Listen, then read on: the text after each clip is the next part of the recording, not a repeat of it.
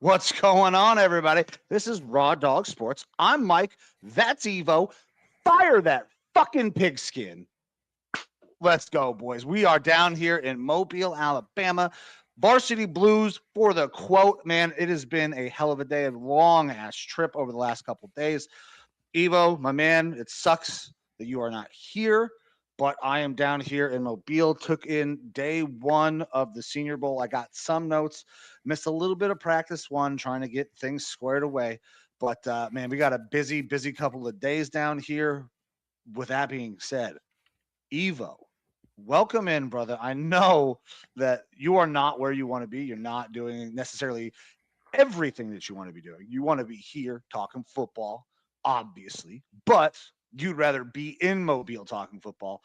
How are you doing? How was work today, considering you didn't get to join me down here? Yeah, I obviously am not there in the same room with you in Mobile, Alabama, enjoying the sights, sounds, and getting to scout there at the Senior Bowl. And so instead of just taking the next 4 days off of work, I'm doing the reasonable thing and going into work like normal, which always is absolutely what people want to do, is go to work instead of something that they're enjoying and passionate about. Oh, sorry, I have to burp. I swear I'm not getting emotional. No, that's all right. I've been drinking your sorrows. a lot of these drinks, which Jack Daniels, if you want to be a sponsor, hey, we can work on that. But yes, I did not make it down there. Mike was able to drive down. I don't know if that was necessarily fun because I personally hate long ass drives. I also hate flying, even though it's my fucking job. But I think it's a theme right now. Everyone in this country fucking hates ice, and it did fuck up this whole situation of me getting out there to the Senior Bowl. Flights canceled, rebooked 9 hours later, with a 15-hour layover, canceled again. And after hours of sitting on the phone with the airlines, they said best bet, and we can't even guarantee it, is that we could get you out to Mobile, Alabama on Friday evening, late, like 7-8 p.m., meaning no practices, no eating paninis, which I believe you got to do a little bit of tonight. I did just eat some paninis. They were fucking banging, and we're going to talk a little bit about that. I got a card, actually. I need to talk about an organization that was out there that also guy went to culinary school. We'll talk about that a little farther into the show when we get into some of the stuff that we got that I've been able to do down here at the Senior Bowl so far. But, man, yeah, paninis fucking slapped. Yeah, I had to sit all day and think about all the food because Mike and I, we're thick boys and we like to eat food. And when we go to new locations, we like to scout things out and eat. And if you didn't know, Mobile, Alabama, not only is the home to the Panini Senior Bowl, but it also has tons of different cuisine. And I was really looking forward to eating there and reporting back to the people, possibly doing some blogs about it. And I'm looking at pictures of the fried okra and the grits and the po' boys and all this stuff that I was looking forward to trying to eat. And I ended up cooking fucking spaghetti tonight.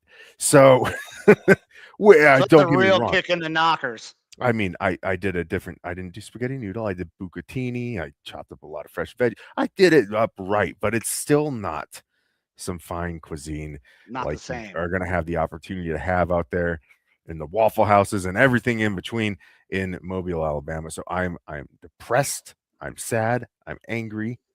I'm drowning myself in sadness with these libations, and it's a Tuesday.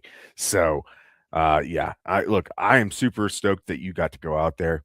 All the prep that we did, though, it feels like on my end, fucking a waste. Because if you guys can't tell, Mike's on a headset right now with the mic, and obviously not in the same sort of room and setup. I was coming with the mics. I was coming with the separate camera. I was coming with a lot of this shit. So the production value might not be as top notch as normal, but we're gonna work through it. That's part of going mobile in Mobile.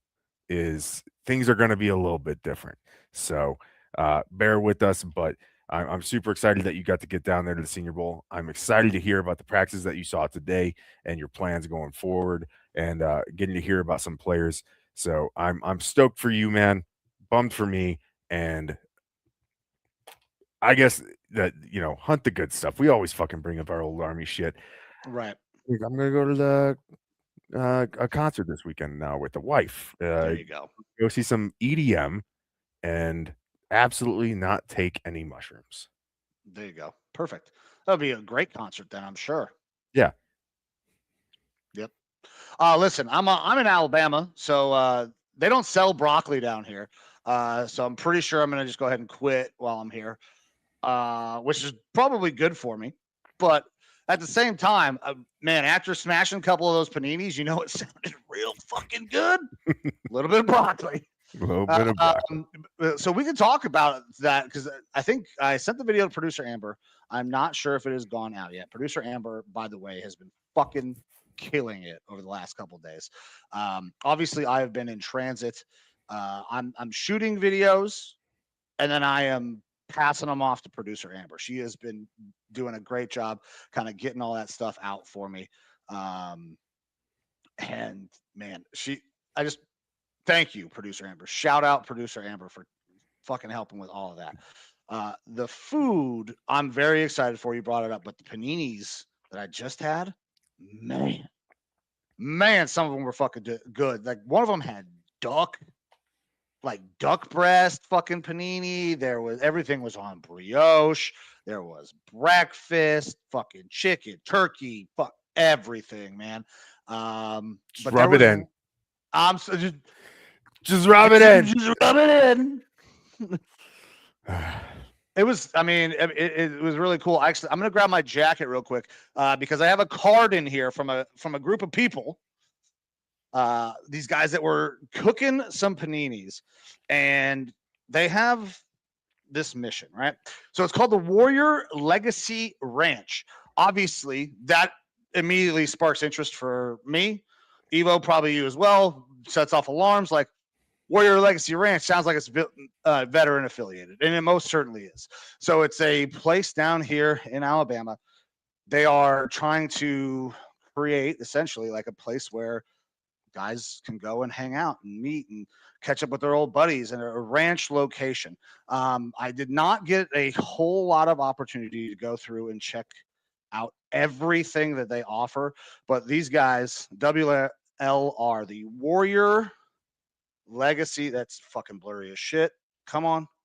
Warrior Legacy Ranch, Alabama. I feel like I've heard of this place before. It's and don't get me wrong, some of the wording is pretty common within our community and helping veterans afterwards, but I feel like I've heard of this place before. In Robertson, Alabama. Yeah, I mean, really cool mission that they have, and they're the guy that started this decided after his 4 years in the Marines, he was going to go to culinary school. Is it Patrick Jump? I don't remember his name. I think if I saw a picture, I would know it. Jesse Bergeron? I'm on the page. You're on the page. No, but they're the guy that started it, Marine, went to culinary school afterward, and now he's making fucking food, and it's damn good food. It's actually who I voted for. Maybe a little bit of bias with the military in there. But that is where I dropped my token in for the Panini competition, because there is a vote. There is a whole thing going on down there. The square where this is taking place down in Mobile. Very, very cool. The shitload of bars. I was able to check out one of the bars tonight. Apparently one of the main bars where people are going to be hanging out throughout the week. So I will most certainly be back at that location. Because I've heard from a couple of people I was talking with today that Ian Rapoport will be in town a lot. And if you go anywhere in town, it is almost certain that you will see Rap Sheet somewhere. Rap Sheet likes to frequent the bars at nights, so I'm going to have to go out and maybe see if I can't run into old Rap Sheet. Apparently, he is shorter than I am, so that's going to be cool as well. Nice. On a scale of you to Diego Pavia, where are we at? Shorter than me. Well, I don't know if you got the Diego Pavia measurements today, but they were fucking bad. Real bad if you're a quarterback. 5'9". 5'9", dude, and 189 pounds, or was it 186? 189. He had previous, or 98 maybe. I'm not too worried about the weight. He was fucking light too. He's light in the pants and he's wicked short for a quarterback. And he was listed in college at 6'205", I believe. So yeah, he was. He's not even close. Now there are some dudes out there that were fucking enormous. Yeah, like Tyler Let's Green. be real though, Mike. Oh, go ahead. You and I both have probably, given ourselves a couple extra inches. So can you blame the guy? Well, listen, I typically am very open about my height. I steal inches in other places, but my height I'm pretty honest about. Well, it's yeah, I get that. Yeah. Hope Nation, that was just referencing my dick, but currently we're talking about the Senior Bowl. I'm down here in Alabama, Mobile. Thanks for hopping in. But yeah, that last comment was definitely a dick joke. Yeah. and Hope Nation, let us know your size in the comments. There you go. Feel free to add a couple inches. Diego Pavia it up. There we go. There we go. We're going to make it a thing. Hell yeah. Hey, go Pats. Good. Best of luck. Best of luck to you, my man. I'm fucking tired of watching the Patriots, but you know what? This is a whole new set of Patriots. It's not the same old Patriots where you got to deal with the dynasty. You got a young quarterback, new head coach, not a young head coach, new head coach. Like everything is kind of different. So I'm not going to hold it against you. But with that, we can actually kind of start diving into some of the things that have gone on throughout the week. And this specifically in the Pats, we need to talk about. Bill Belichick is 100% in my mind a first ballot Hall of Famer. I don't know that you could ask most people and they would be like, yeah, of course Bill Belichick's going to the fucking Hall of Fame. And it should be immediate, right? But for some reason, and there are rumors aplenty swirling around, that he ain't getting in first ballot. And apparently Bill Polian had a big thing to do with that, basically saying, I mean, yeah, he won, but they cheated a couple times, so we should just hold them out. We were talking before the show started, and I am of the mindset, I am of the ilk that there's no fucking way in any planet that you should keep Bill Belichick out of the NFL Hall of Fame for any period of time. The NFL Hall of Fame is about the best of the best. It has nothing to do with if they like you, if you've done good or bad things. That's the kind of dumb shit that the Major League Baseball Hall of Fame does. They keep people out for steroids. They keep people out because they fucking don't like them. Kurt Schilling, like for saying conservative viewpoints. There's a ton of different things that will keep you out of the Major League Baseball Hall of Fame, but that's not something that we've ever really kind of fucking seen in the NFL. But now with arguably, and I'm not even sure it's necessarily arguable, the greatest NFL coach of all fucking time doesn't make the Hall of Fame. It's beyond belief to me, but I want to get your take on this, Evo. Hop in here, brother. Look, the point is inarguable about him being one of, if not the absolute best head coach in NFL history. And a lot of that is because he went to so many Super Bowls. He won so many Super Bowls. He had the best franchise of a lot of our youth.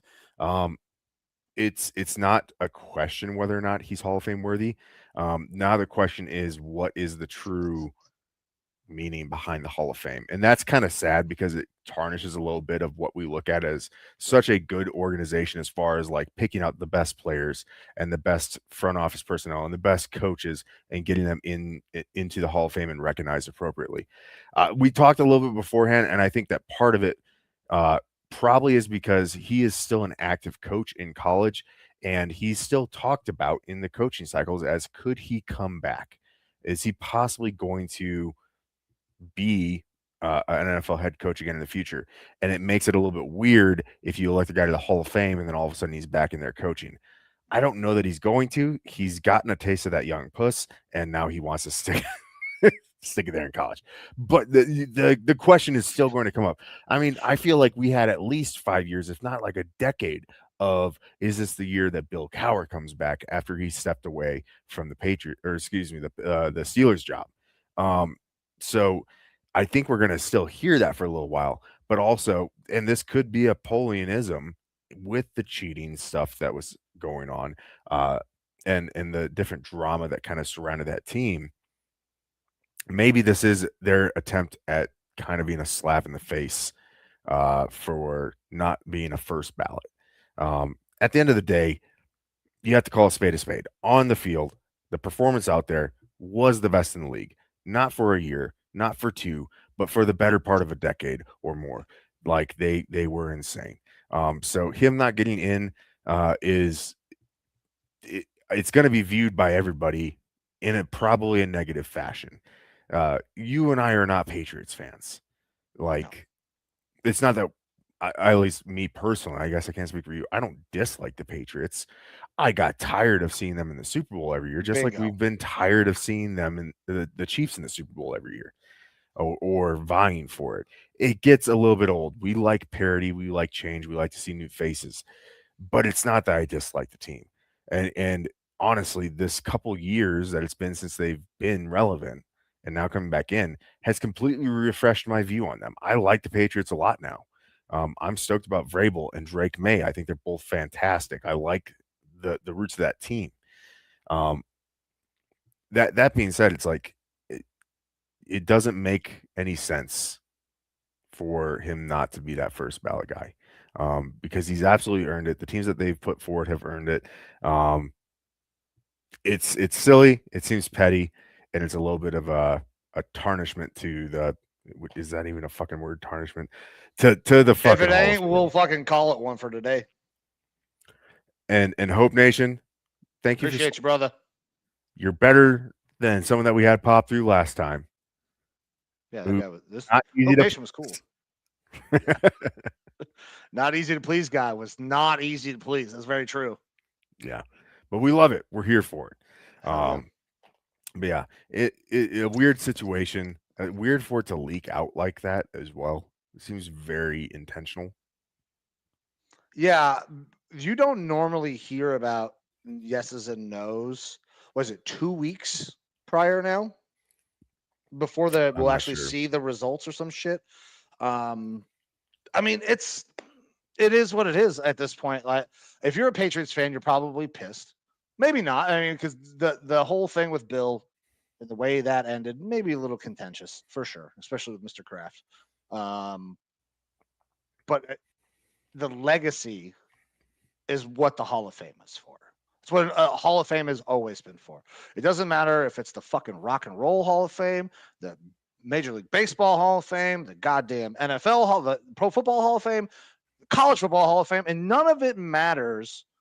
It's all supposed to be about the best of the best, who contributed the most to the game or to the music, the art, the genre, whatever the fuck it is. That's what Hall of Fames are for. So we have got to kind of get back to that. Holding somebody's legacy hostage because you don't like them has got to be, in my opinion, one of the lowest forms of power that people try to laud over others. It's ridiculous. Like, just, I understand you don't maybe not like the motherfucker, but just do what is right regardless of your own personal opinion. I don't know why that's a complicated thing. But then again, I'm coming from a background where I'm not even allowed to have my own goddamn opinion. I just fucking do what I'm told. So I don't know. That's just how I feel about it, man. I think it's bullshit. And I'm not even a Bill Belichick fan, really, especially with the way the shit's gone. Listen, commended for nailing that young puss like you talked about. But coaching job at North Carolina was not great this year. Hey, Bill joined the club after me. Well, I'm just saying. Me and Leo. You know what? Fuck. I have to. My wife is a little bit younger than me. Let me be very clear, but she's not underage. I need to put that out there right now so that way this doesn't get misconstrued. Sometime in the near future, when we're very fucking popular, I'm probably gonna get labeled as a fucking pedo or something like that. That's fucked. Yeah. Wow, Yeah. the show's over. God damn it. But for what it's worth, Honestly, you know what I should have done for the quote then? You know what I love about these high school girls? oh boy. Save this for next time. I'll save it. Now, I know Hope Nation already bounced out, but he said, I know Mike Katz. And I didn't know who Mike Katz is, so I had to look it up here real quick. Mike Katz, former professional bodybuilder and New York Jets player. He's 81 years old. And, I don't know that I can say a handsome man, but he's a guy. He's a guy. Man. He's Mike a Katz. dude. Yeah. So I have a question. Hope Nation, if you ever jump back in, how old are you? Because Mike Katz is 81. If we are hitting a different demographic, let us know. Hell yeah, that would be really cool. Honestly, I was actually just talking with Lacey last night. The Coopers, thank you guys very much for letting me stay. They were talking about demographics of her viewers that she gets, mostly female. Makes a lot of sense. And I was talking about our demographic. I was like, I think we're like 98% male between the ages of 25 and 55. We don't really hit outside of that a lot. So if you are one of those members who's hitting outside of that, thank you very much for being here. Yeah, absolutely. Look, we obviously are going to be our genuine selves. Our authenticity is part of our brand, and we're not going to try to pander necessarily towards one segment or another. But it would be really interesting to know who is watching our content, enjoying our content, things like that, because we don't want to be uninclusive. It's just not that we're going to be ourselves, and if you like what we talk about, that's fucking awesome. Yeah. For sure. Now, look, we just got done talking about the Patriots here, but the Patriots did have a game over this last weekend, the AFC Championship game. Are you ready to get into this AFC Championship game before we start getting into then the NFC Championship game and everything that's going down there in Mobile? Hell yeah, brother. If you would not mind, if you'll start prefacing this game, I'm going to go get some water. I haven't had really any water all goddamn day, so I'm dying of thirst. I'll be right back. Yeah, absolutely. Look, I just assume that there's got to be some water in gin and tonics, but we'll see how the water is down there in Southern Alabama. Now, Patriots go out to Denver versus the Broncos, AFC Championship game. Mike and I already talked about our thoughts of what was going to go down in this game, but this was, I don't know. It was fun for me because I fucking love a snow game. And if you were to watch the first half of this game, you'd say, yeah, it was probably frigid. It was probably cold, a little windy out there in Denver. But from the second quarter until the beginning of the fourth quarter, it looked like completely different games. There were blizzard conditions, high winds, snow falling. It was difficult to see where the ball was in the broadcast. They're showing field views where going certain directions, the snow's going into your eyes versus not, and how that's going to play into things. And look, whichever team went into halftime with the score higher was probably going to win. And they went into halftime tied. So it made it very interesting. And if you're into sloppier, crazy matchups where certain parts of the game are just absolutely neutered. And that's really what happened. The Patriots were able to come out after halftime when the score was tied 7-7, and they were able to get a field goal. And that was enough to do it for the game. Because as soon as that snow started coming down crazy, no offense could do anything. Field goals were not happening. It was a sloppy mess. And at the end of the game, Drake May was able to go get a run, get a first down, ice the thing, and send the New England Patriots to the Super Bowl again. So it was a wild one, especially there at the end. Broncos fans, probably had a lot of anxiety going into the game about Jared Stidham. By the time the game started, did you see the spread, Mike? I did not see where it had moved to. No. It had started out at +5.5 for the Broncos, and it dropped all the way down to +3.5. So quite a move there. But whether Stidham started or not didn't really matter by the end of this game, because that second half, the quarterbacks were essentially Worthless. a non-factor. It was try to run the ball, or more of a game of attrition. Who could not turn the ball over first? And unfortunately, there was a desperation throw by Stidham at the end, an interception by Christian Gonzalez, and that kind of sealed the deal at that point. Yeah, we were talking obviously during the game, and it started out. It was pretty exciting. Like Stidham looked like, oh man, he might fucking come out and actually play a little bit. And then things, they slowed. Obviously, you're gonna have a slowing anytime you have a backup quarterback. And then when the fucking snow started, it became an absolute utter shit show. It was not necessarily a fun game to watch. It was a fun game in terms of our bets, because you went Patriots money line. I went with the under. Under was fucking a easy hit, just because the weather went to complete dog shit. But it wasn't necessarily a fun game to watch. If you like snow games, it's your typical snow game. But there was no points. There was no the running games never really got established either. Like it was a lot of 3 and out and punts. Punts. Like that's really all it was. That's my wife, who obviously originally from Colorado, a passive, I'll say, Broncos fan, was taking a bit of nap through the game because it did get boring.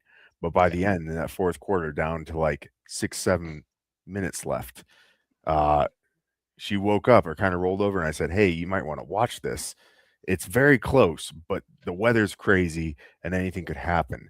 And she was like, "Oh, that must suck." And I was like, "Honestly, my anxiety's peaked right now, because I know that any little mistake might turn the complete tide of this game."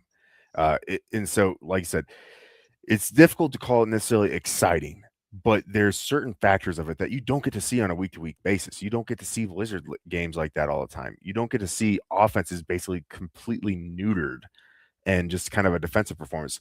But when Drake May goes back to hand off the ball to Ramondre Stevenson, who slips on his face, and then Drake May's like, "What do I do?" and goes to kind of run forward and slips and falls down. Like, those plays aren't normal. It's different, which makes it a little bit exciting, and also, again, piques that anxiety, especially when you're not necessarily rooting for one team. You're just looking for football, and it was a very weird, wild game for sure. Look, congratulations to both teams for making to where they did. Congratulations to the Patriots. I did say that I'm not anti-Patriots or necessarily anti-Bill Belichick. I will say this: fuck a lot of their fans, because massholes, baby. Massholes are legit. Like it was just so pompous for so long about that Patriots team, and I get it. You're a fan of that team, you earned it. But to go away for 5 years and you basically just radio silence, and all of a sudden they're coming out of the fucking woodwork like this. Someone just woke the termites up. We're back, baby. Like, hey, chill the fuck out. They're like fucking locusts, bro. They just come out every 7 years. And it's like they didn't miss a fucking beat. Like, they didn't miss a beat. Like, you did have like 5 years where you were ass. Just remember that. Yeah. But congrats to the Patriots for making it. Exciting to see what they do. Look, obviously, based on the next thing we're going to talk about, the Patriots are going into this game as an underdog. But the biggest hope is that we do see a good, competent, hard-fought football game from both teams in the Super Bowl. We're going to talk about that Super Bowl game in a future episode, because we got some time to burn between now and the Super Bowl. But congrats to that Pats team. Exciting for Vrabel, exciting for Drake May, and exciting for some of my former Vikings that are going to be on this Patriots team. Stephon Diggs, Garrett Bradbury, Kyrus Tonga, the defensive tackle, Vidarian Lowe at offensive tackle. Excited for them to be able to go out there and be able to play in the Super Bowl. Hell yeah, man! I think it's gonna be a great game. Good for the Patriots.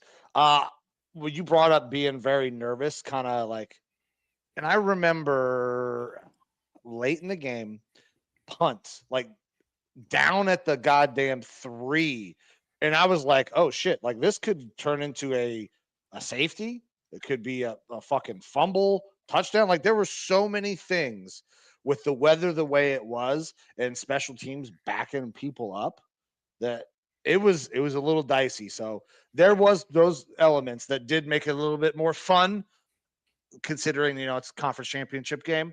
But man, yeah, it was a slog there at that last half watching that, because I love offensive football. That's my shit. That's the things that I like. Don't get me wrong, I appreciate a good defensive performance. But give me fucking points, man. That's the shit that I like, which pains me when I have to bet an under. I I like an offensive game. It makes it exciting. The shootouts make it exciting because you actually you forget the defensive side of it. But I'm more of a defensive minded guy. I played a lot of defense through my youth growing up. So I really, really appreciate the defensive side of the ball, and I really like seeing those kind of defensive masterpieces. But there is something to say for an offensive game where it's like it just turns off the defensive side of your brain, and you're like, holy shit, this is electric. Yeah. It's tough to have that sort of electricity from the defensive side of the ball, to be completely fair about it. So yeah, it makes it a different type of game that isn't necessarily everyone's cup of tea. And even in this one, a weather game like that, it's not a defensive game. This is a battle versus the elements. Who can survive? Yeah, they weren't really necessarily playing each other at the end. They were playing against the weather, but uh we can talk about who the Patriots will be playing in their next game, because that game, man, that was an exciting game. I mean, we've kind of expected. We've seen what in your opinion, the greatest Thursday night football game ever from these two teams. Uh Huge conference championship game, and they have played their previous two matchups to within fucking 3 points of each other.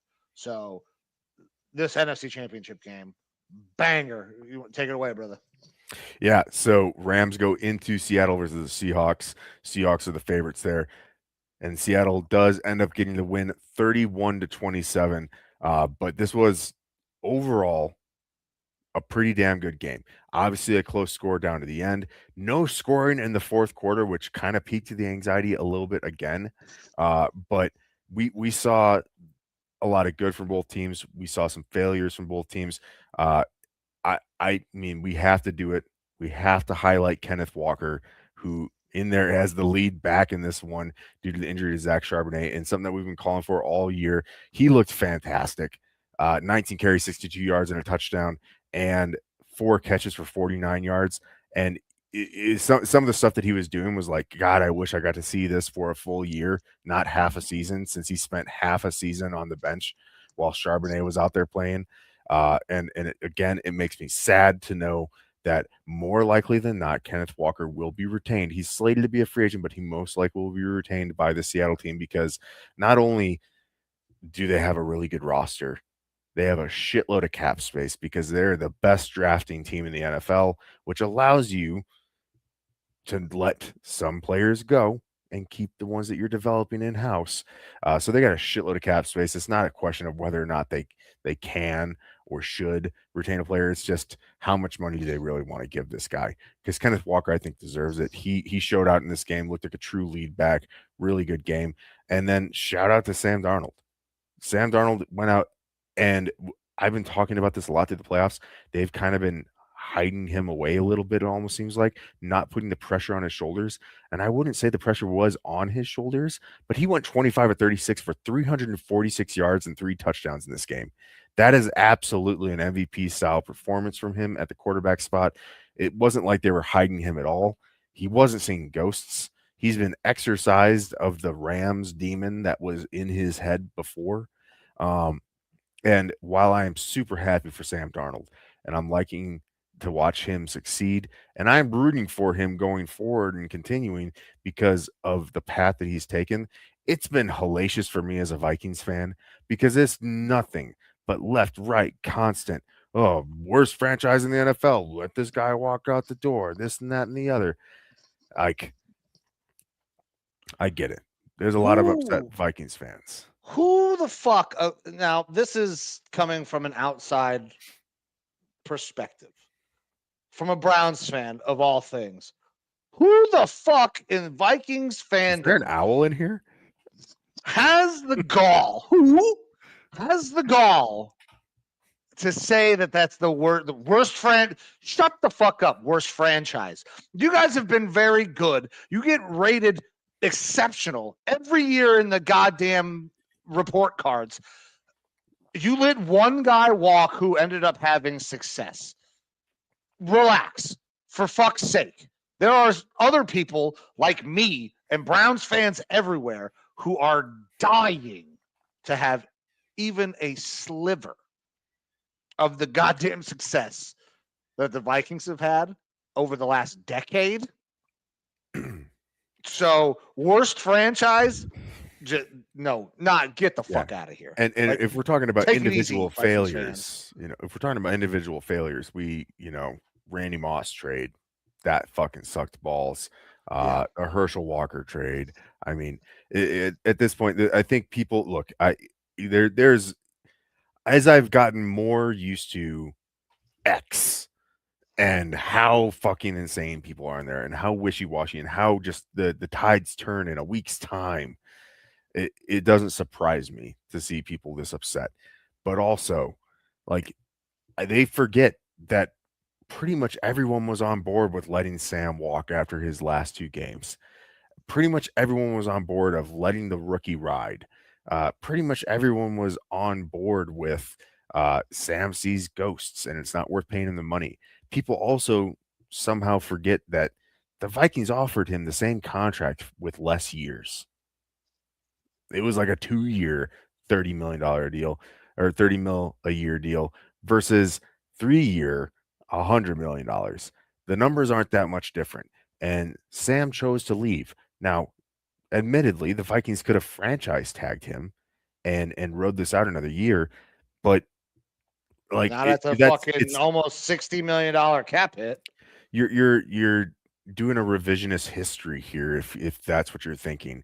I would believe that probably closer to 80% maybe of the fan base or more at the time was okay with moving on from Sam, riding with JJ McCarthy because of all the positives that we had heard. And also maybe take a fucking step back and say Sam Darnold has been through, I think, 5 franchises, 7 years in the NFL, was labeled a bust, finally had some success last year, and now is looking extremely good and taking his team to the Super Bowl. And people want to write off a guy who had his first year as a starter, not a full year because of injury, and they want immediate gratification. This has been a theme on the show. The immediate gratification that people want. JJ McCarthy might turn out to be nothing in his entire NFL career, but you writing him off after his second year, first year as a starter with fucking barely any games under his belt, pump the fucking brakes. And are you going to come back on X 5 years from now if JJ McCarthy's good, be it with the Vikings or somewhere else, and say, yeah, I fucked up back in 2026 when I was talking shit about the Vikings fucking letting Sam Darnold go and that we need to give up on JJ McCarthy? I highly doubt it. It's easy to just file that one away in your fucking filing cabinet of I was a dumbass and just talked out my ass on the internet. But I'll remember, I swear. Mm-hmm. Well, listen, people say a lot of things on the internet. I'm one of them. I will sit here and take my lumps because I was not a Sam Darnold believer at all. I wasn't a Sam Darnold believer for the majority of last year. I came on the show and said it several times. Eventually, he kind of got me swayed. And then this year, he has kind of proven that, okay, Sam can play some fucking football. It took him a while. Yeah. But you know what? We've heard this quote several times. Teams fail young quarterbacks quicker than their quarterbacks fail them typically. So does it make sense that Sam got there? Yeah, I guess. I mean, I thought that it wasn't going to work out. I thought he did see ghosts, but with some good coaching, some fucking time. And honestly, I think it's just the confidence of knowing that no matter what happens, you're going to be the guy. Like KOC gave him that last year. Like he knew that was fucking happening. So that I think really helps a lot. And then you can go ahead and parlay that. Yeah. What? Okay. Well, the drama queen thing is interesting. I don't know why we're calling Justin Jefferson a drama queen. I was going to say, who's the drama queen? That's Justin Jefferson's been the one that's been like positive and supportive. He is. Listen, I understand diva receivers. That is a very common thing, but man, Jettas is probably one of the more down to earth receivers.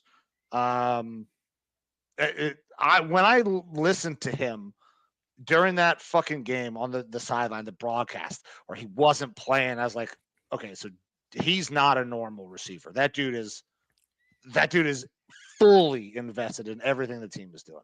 Yeah. I was going to say, like, he's been kind of the exact opposite. People keep on looking like, when is Justin Jefferson going to freak out? And he's been like steady Eddie, like the most team player supportive of his guys as possible, which is like, even to me, it's surprising just because receivers are usually drama queens. Maybe you're making a reference to Jordan Addison, but Jordan Addison didn't get paid, and Jordan Addison hasn't been a drama queen. He's just Jordan Addison will get paid, but not by the Vikings, I don't think. Yeah. And Josh, Joe Brady going to the Bills. We have not talked about the new coaching hires yet. We're about to get on that before Mike gets into what he saw sights and sounds at the Senior Bowl. But we're just finishing up right now with talking about more specifically Sam Darnold currently, but this Rams and Seahawks game, which is probably a good pivot. We need to get back on this game. Mike, What were your thoughts on this game? Obviously, it was a great one, and Seahawks come out on top. Yeah, listen, it was a really, really good game. Kenneth Walker, as soon as he went in the end zone, you texted me before I was able to get my text out. You just said, yep. You saw that I was texting. I saw the dots, and I was going to do the same thing. I said, Yeah, it happened immediately, man.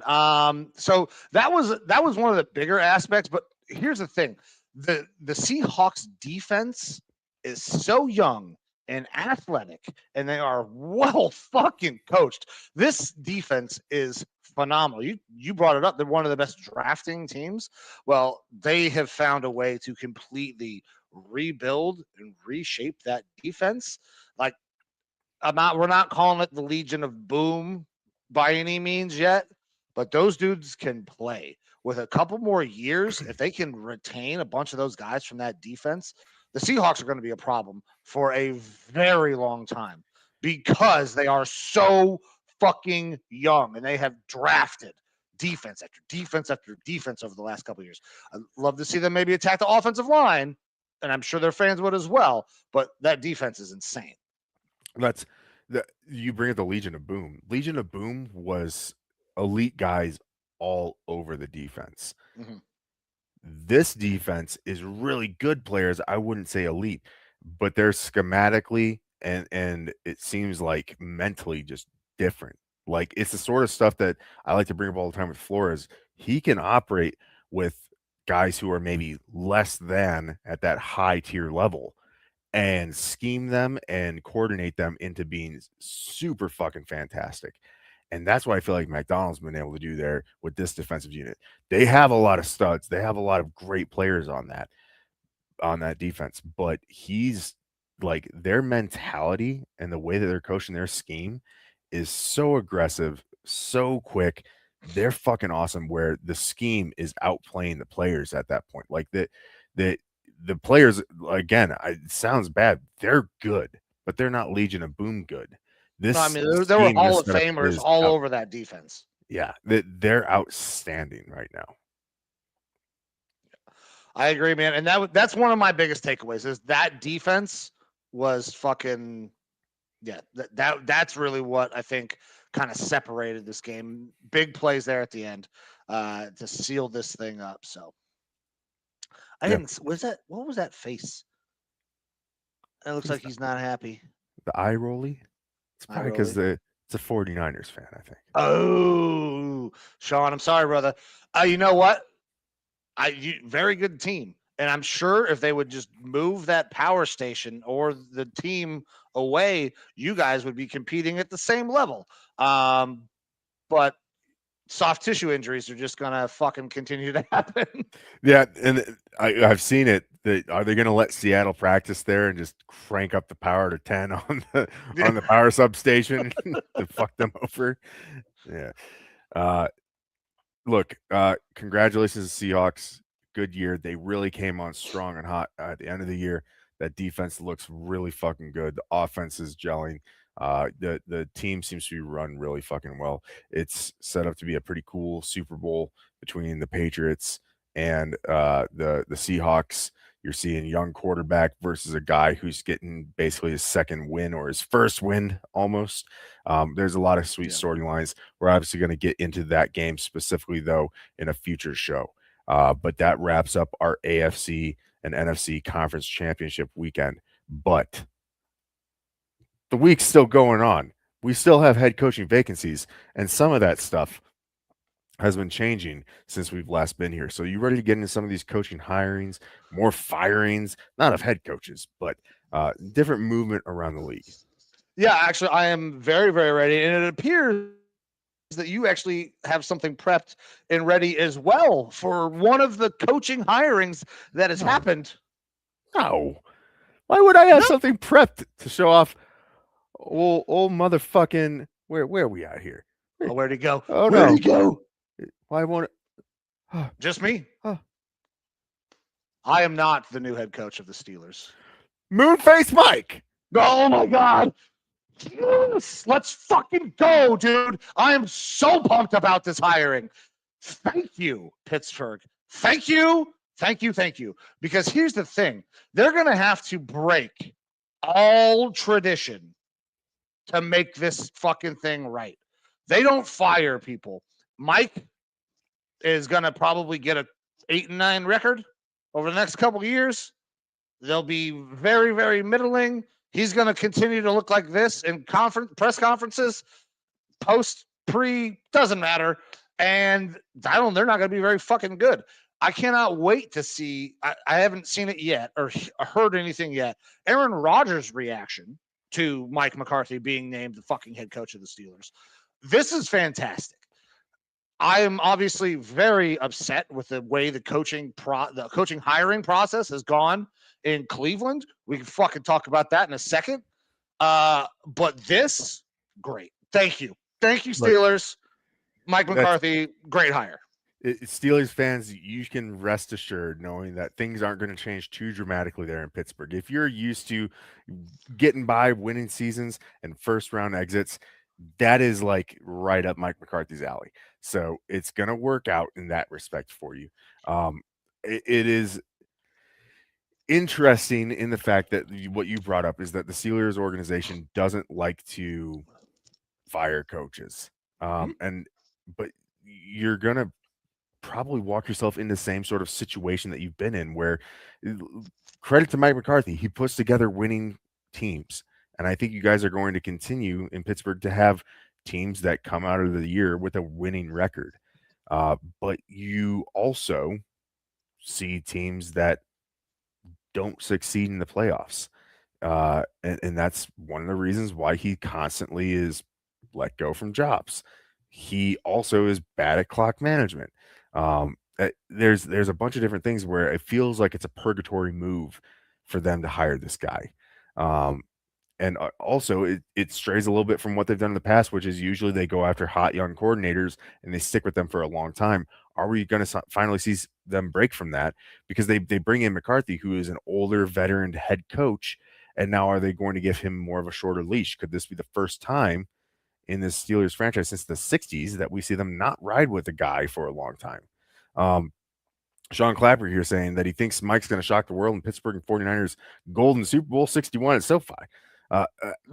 Sean, I appreciate you being here. I really do. And I do not want you to lose sight of that. I think that is absolutely awesome. There's no fucking way that I think that Mike McCarthy is going to do a great job. I disagree with you here, but thank you very much for tuning in. And I love the interactions as well, man. But Yeah. I don't see how Mike McCarthy, the guy who has perpetually been middling, had Aaron Rodgers at quarterback in his prime, could only get one Super Bowl, goes down to Dallas with a pretty loaded fucking roster, And Dak Prescott, offensive roster, and Dak Prescott already there.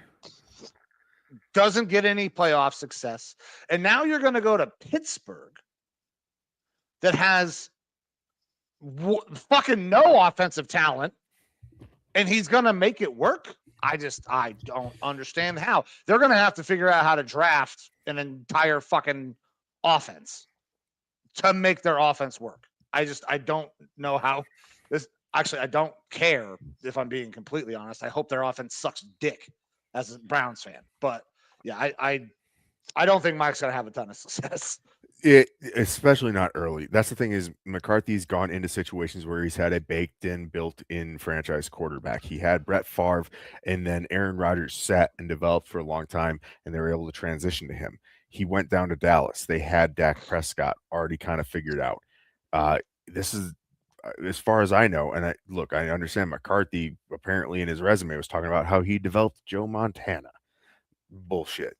But this is the true test as a head coach, where he's going in without an established quarterback or a succession plan in place. You have Will Howard. Maybe Will Howard Rudolph, baby. Is he even on a long-term contract there? I don't know. I think he had a 2-year deal last year when they re-brought him back, but I'd have to double check. And now McCarthy has also said that, when asked in this presser today about would you like to have Aaron Rodgers back on this team, and he was like, why wouldn't you?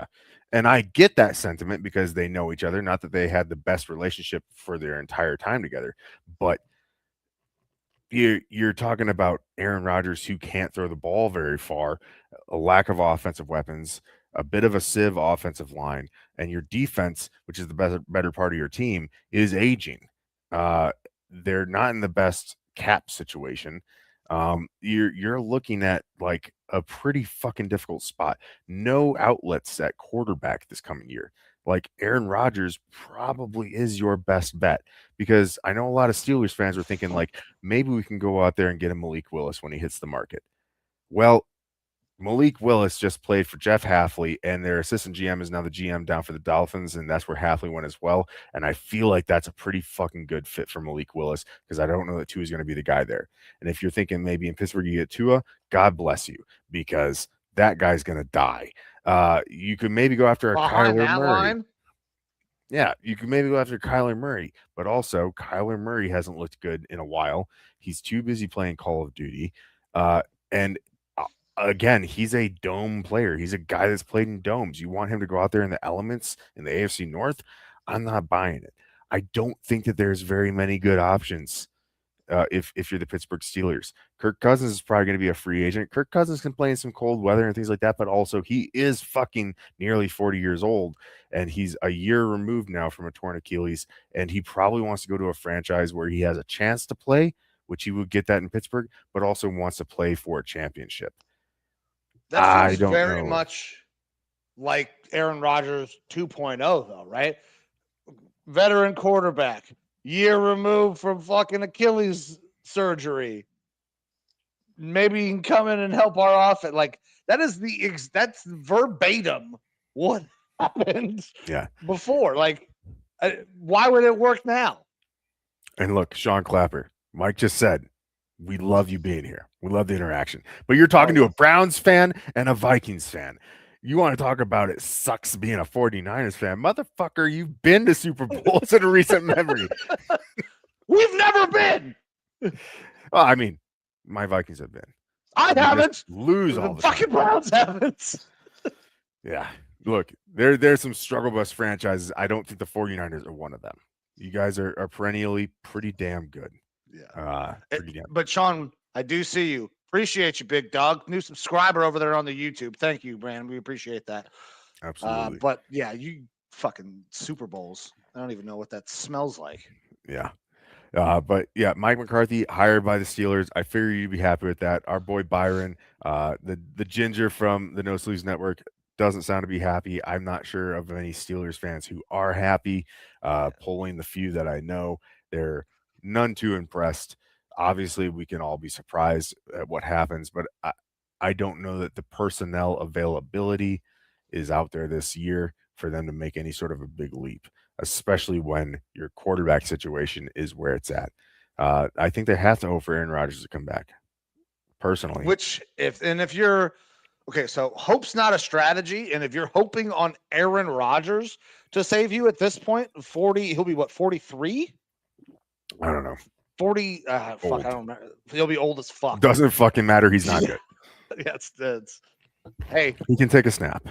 Appreciate you guys. Appreciate you, Pittsburgh Steelers. Yeah. But my man, let's hop off of the Steelers because we got to talk Joe Brady, right? We had somebody, Josh, ask about it, and I saw Josh bring this up. But Josh, my brother-in-law, I'm not sure if he texted me or if he asked this on the Facebook page, but the idea that they're going to hire Joe Brady from the staff of the guy that was just fired, who nobody thought should have been fired, is a weird way to hire a coach, in my opinion.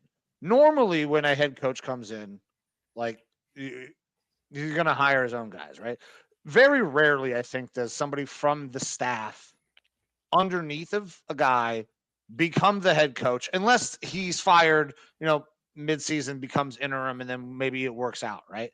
But very rarely do you interview guys on that staff and they become the head coach, because there's a weird conflict.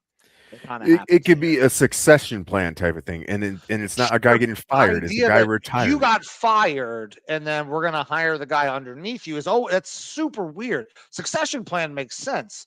Now Joe Brady, good coach. I'm not saying he's not a good coach. I thought the guy they fucking fired was a good coach. They fired the wrong guy. So I don't have a problem with the hiring, but if we want to talk about the entire Bills organization, there's a massive problem with the way the organization is structured right now, because it appears that people in power continue to give themselves more power. Yeah, that's about it, the best way I could put it. Yeah, look, Pagula, obviously he's the owner. He can do what he wants. He can do whatever the fuck he wants. But a lot of the best franchises are the ones whose owners sit back, don't interject, other than to say, how can I financially back this in working? Your Jerry Jones is getting the way, but your Arthur Blanks don't typically.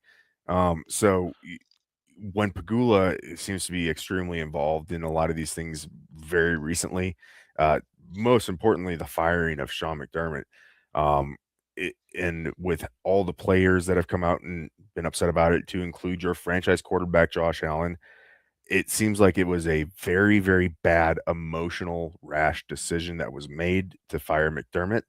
When you look holistically at the team, it feels like maybe the GM hasn't been providing ammunition. Like, you're starting to shoot your rounds off, and you want to reload those rounds, and this guy's giving you blanks.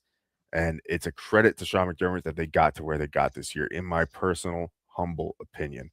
But instead of changing things there, McDermott gets fired and Bean gets promoted. This move for Brady, and again, it's not gonna look the best on Brady, because I think he's a good coach, but I think that they retain Joe Brady to appease the players on the team, and most specifically to appease Josh Allen. Yeah. They got rid of someone that team loved and didn't want to see go. And so rather than completely clear house, they keep Joe Brady. Part of it is that he is the opposite side of the ball for McDermott. McDermott being a defensive guy, but I think this is them trying to save face, because you had really good candidates interviewing there. You had Udinski interviewing there. You had some good options. But it feels like going back to Brady and making him the head coach on a 5-year deal is pandering kind of to your team, being like, retrospective, we might have fucked up. We're never going to say it publicly, but we probably fucked up on this one. So congrats to Joe Brady on getting that head coaching gig. Hopefully he's able to be successful. But I'm a little bit worried because at the end of the day, Pagula and owners who get involved too much, yeah, they can cause some issues within a franchise. But the biggest issue there right now is that front office and Brandon Beane, in my opinion. Yeah. And until that situation is rectified, if they have another bad year this year, I don't know how they keep Beane. They have to have a ton of success, and he has to draft well for him to be retained. And honestly, with that, if Beane goes, you'd have to think that Brady is going to possibly be fired as well, right? And he has to also know that, because if what you're saying is even remotely accurate, right? That this feels like they did it to kind of help appease and to soften what they had, the decision they had made before. Well, if there's nobody around and the people who made that decision are being fired, the guy who the decision's also going to get fired. It would make no sense to keep Joe Brady unless Pagula. Honestly, I will take that back, because you have no idea what the fuck Pagula is going to do based on the week that he's had. He could say anything. And I don't know if anybody would be shocked at this point. It's been so chaotic. Oh. But did we pop this up here from Josh, the Clint Kubiak thing, a couple weeks? Yeah. And look, it was a rash emotional decision for them to fire McDermott in the first place. And as of right now, you're talking about, we have the Cardinals and the Raiders and the Browns are the 3 teams that are still looking for a head coach. If the Bills had stuck in there, Bills are the best job. The Bills are the best job, so they kind of have their choice. And you already had guys like Udinski, who is a good option, say, I'm not looking at that Browns job. I don't believe Kubiak was interviewing for your Browns job. Kubiak was looking at the Raiders job, but you also have Shula out there who seems to be a solid option. Like, there was guys out there that would have worked out and been pretty good. And I think it's sometimes teams are quick to rush to try to fix a situation, and that it does feel like that's what happened here. They could have waited the 2 weeks. They could have basically gotten a framework deal done, and then you just don't announce it, because they don't necessarily have to wait the full 2 weeks. They just can't make it official or do interviews and stuff like that during certain time frames with these Super Bowl teams. But it feels like rash decision after rash decision. And again, if you were going to move on from McDermott, it's time to clean house and bring in a whole new staff. Bringing back Brady just feels like shit. How do we take this back a little bit? Yeah. They said, "Oops, my bad." Now, I will say this: a good move by the Bills is that Jim Leonard, the defensive passing game coordinator or whatever for the Broncos, he's been brought in as their DC. He was the former defensive coordinator for the Wisconsin Badgers. I think he's fucking awesome. I think that he should have been getting looked at as a DC earlier, and I think that within a year or two, he could be a potential head coach candidate. Jim Leonard's awesome. I've been following him for about 4 years or so now, so that's a good hire by them. Obviously, McDermott was the main dude running that defense, so bringing in a good, strong, defensive-minded coach in Jim Leonard is a good move by them. And that Bills secondary was one of the best aspects of that defense. Yeah, if things don't go good there and they do a full house cleaning, Jim Leonard will be back on that market. Yeah, there'll be a couple teams that are excited about that. But all right, man, let's make the transition to my team, and we'll talk about the coaching search real quick. We don't have one yet. We don't have a fucking coach, and nobody honestly wants to be our coach. I was talking with a couple people today. It's honestly, people are laughing at the Cleveland Browns. And this is not just me as a fan. This came from people that had media passes on their chest today. I'm not going to name specific names because I'm not getting anybody in trouble. It's a complete fucking joke.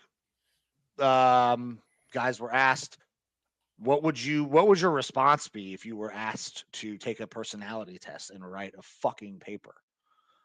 And the responses have generally been that I have heard I would either laugh in their face, say some very vulgar things like "go fuck yourself."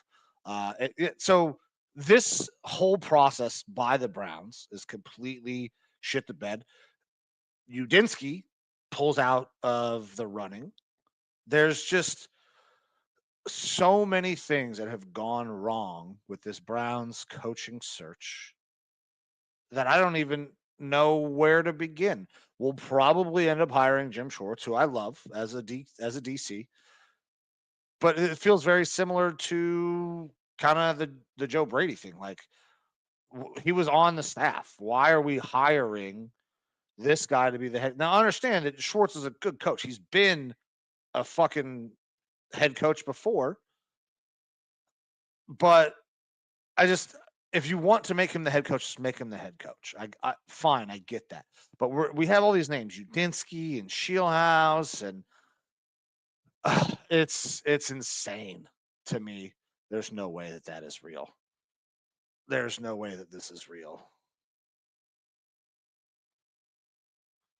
We're gonna look, but Philly Mike, OG, thanks for hopping in. And if this is the case, appreciate you breaking news. If it's fake, go fuck yourself. Evo, I can't hear you. Not seeing it on ESPN currently. Okay. Sorry about that. No, you're good. So we'll keep on the lookout, but I cannot. Why would they fire Sirianni? Nothing on X either. Fuck you, Philly Mike. You salty son of a bitch. Hey, but thanks for hopping in here, brother. We appreciate a good razz like anybody else. The Browns coaching search is shit. It has been shit. We're going to end up hiring Schwartz by default. We're going to miss out on a lot of guys. Apparently the Shieldhouse interview went for like fucking 12 hours the other day. Or was it yesterday? I've lost. I don't know. That's a good goddamn day it is. I was gonna say, I don't know if that's a good thing. They did the full 3-hour interview with Udinski, and he ended up being like, Yeah. Well, I think the best bet right now is Schwartz. Like Shieldhouse, you like for the offensive possibility, but like Schwartz at this point, like maintain one side of your ball that you know is going to work out. I don't know. Oh God. I'm trying to figure out how to get this. Yeah, the camera here. Producer Amber's yelling at me about the camera position. Man.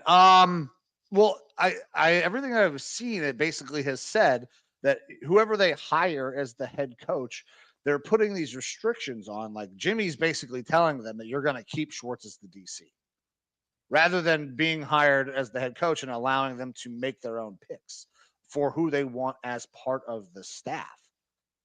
Jimmy just needs to get his fucking hands out of out of the football business. But then again, we don't exactly have a ton of football people running shit. I've complained about it before. But yeah, the Browns coaching search has been abysmal. They have botched it basically at every turn. And I did have to kind of point that out this morning because I've seen a lot of Browns Twitter, people that I enjoy, people that we interact with, people that we've had on our show. They're like, oh man, they're doing just fine. Everything's going great. They figured it out. It was just, one little snag. It's not one little fucking snag. It hasn't been one little snag. You get multiple coaches pulling out of the fucking, there's only 32 jobs. There's only 32 of them. And you get multiple guys say, nah, I'm good. That tells you your process is fucked. So. Yeah, I don't disagree. Look, I feel bad for you right now because I think you had a lot of good options. One option that I think is still interesting that has not been interviewed at all for your job Did get asked if he would be willing to come on to the Jets staff, and immediately he said no because he's a smart man, and that's John Gruden. Apparently, Aaron Glenn asked John Gruden if he would like to come be a part of the staff, and he said, nah, I'm good. real quick, nah.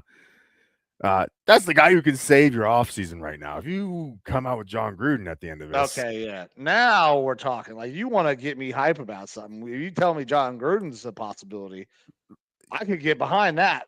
If you have Andrew Barry come up to John Gruden and say, would you like to possibly coach our team? And he says, maybe. And he goes, okay, I need you to write this essay and you do the personality test. He's gonna say a couple. He's gonna say a couple racial slurs and then fucking be like, "If you want me, you want me." And he's gonna say it in a loving way. Yeah. But yeah, like he's the one guy I think that could save your offseason right now. Yeah, I don't know that there's a lot of hope. I mean, Browns fans are down bad. The season has been tough, but you know what? We did have something really positive at the end of the season that we can kind of hang our hat on because everybody's very excited to get trophies that mean fucking nothing. Our quarterback, all fucking Pro Bowler, man. Shedeur Sanders makes the Pro Bowl over Trevor Lawrence. Over Trevor Lawrence. I mean, obviously outperformed so many of these guys that he should be on the fucking Pro Bowl. Oh, man. I like Shedeur. I thought he was going to be really good. I still think that he can be really good, but he was definitely not a fucking Pro Bowler. I mean, he threw more interceptions than touchdowns. He played for the Browns, and they were bad. This is the Tyler Huntley of motherfucking Pro Bowls. I was gonna say, like, this is the Tyler Huntley Award. Is this the worst Pro Bowl fucking add-in since Tyler Huntley, or is it 100%. Worse than Tyler Huntley? This is worse than Tyler Huntley, honestly. Tyler Huntley played several games that year and like looked decent in several of them. Shedeur played in several games, looked good in 2.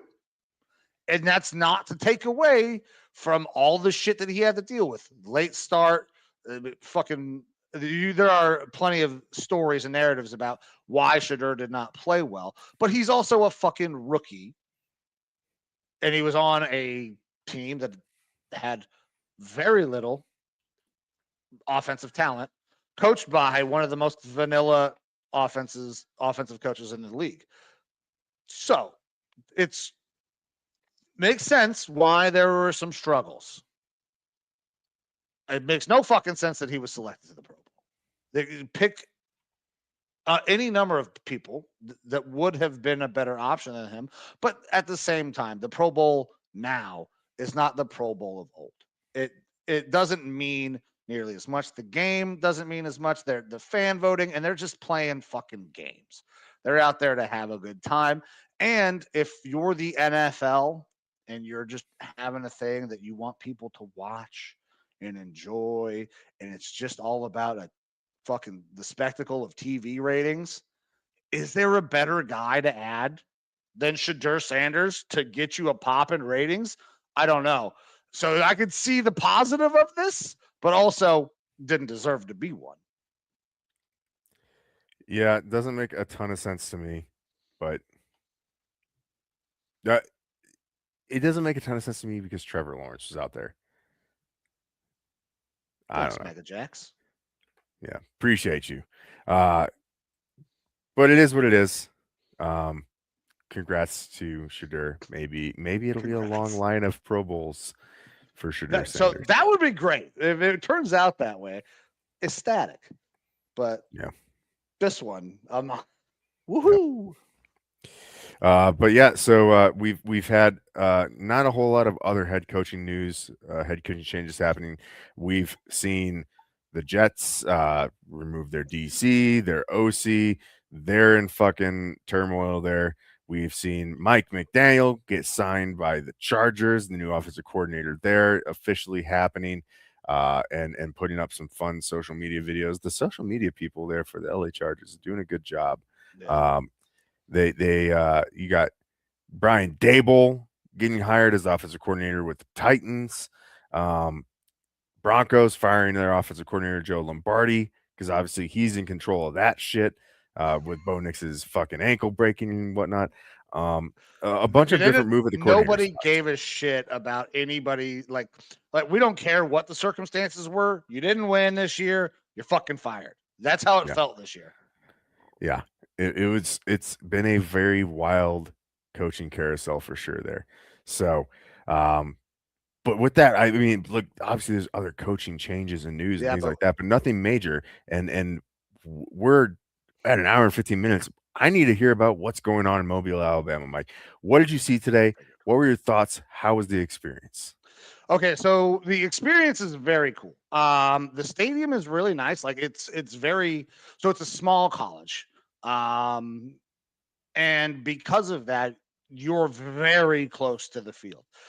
There's nowhere bad to sit. You can get down all the way to, basically to the field. They don't stop you from bringing in fucking cameras. Like there were dudes that were setting up podcast setups inside the stadium. So the entire atmosphere, very cool. Everybody's, super friendly. At least everybody that I spoke with was super friendly. The practices, there was a clear difference, in my opinion, between the way practice 1 happened and way practice 2 happened. The first practice, it seemed like it was very, very strict, regimented time. Like the clock, they were always like right on the clock, never missed the clock. They were not early of the clock, and they were never fucking late. As soon as that shit went off, they were on the hop, moving to the next one. Practice 2, there were a couple drills sessions that were going that I noticed that got cut a little early. But in terms of like players, you sent me some guys that I know that you wanted to talk about, but a couple of things that I saw immediately pop off as soon as I got down like to the field. Deshaun Singleton, fucking from Nebraska, is enormous as a goddamn, I guess, a corner safety.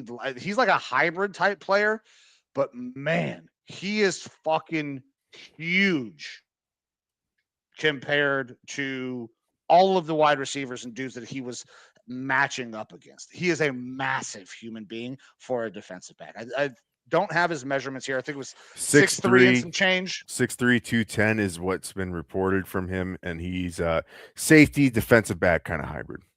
Yeah, so he is fucking large, fights through contact. Another guy that I really liked, and this is somebody that I'm going to have my eye on a lot, right tackle out of Iowa. I know that you wanted to get eyes on him.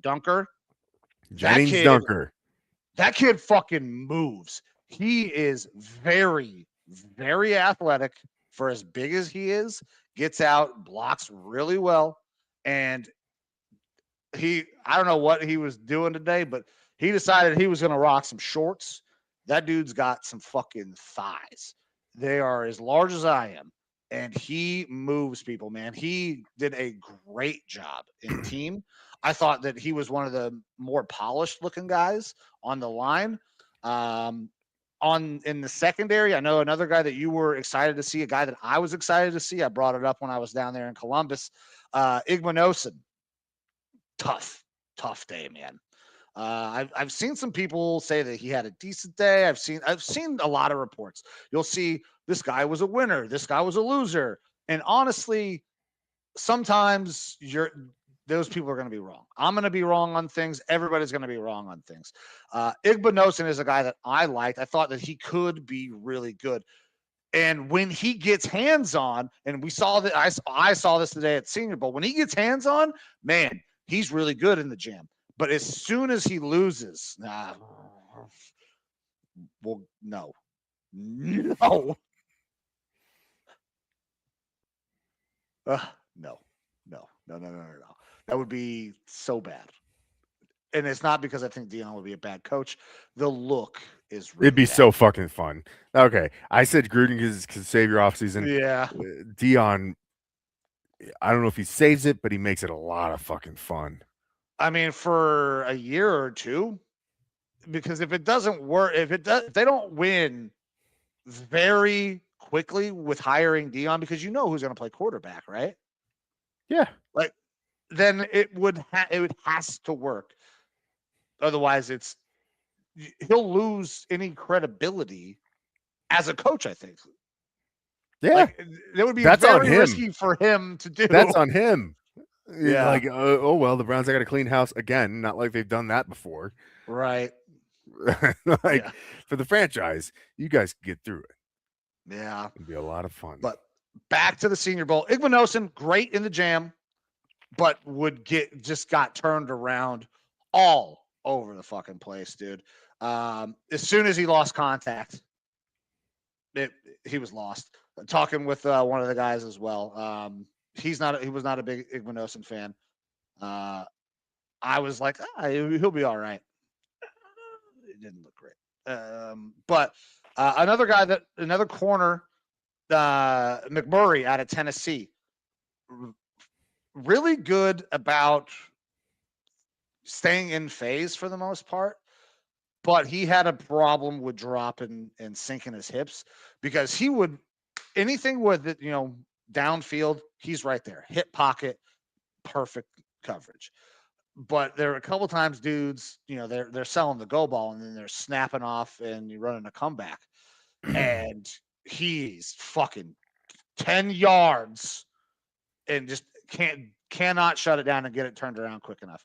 I don't know if there would, but I appreciate Sean trying to get me to think it would.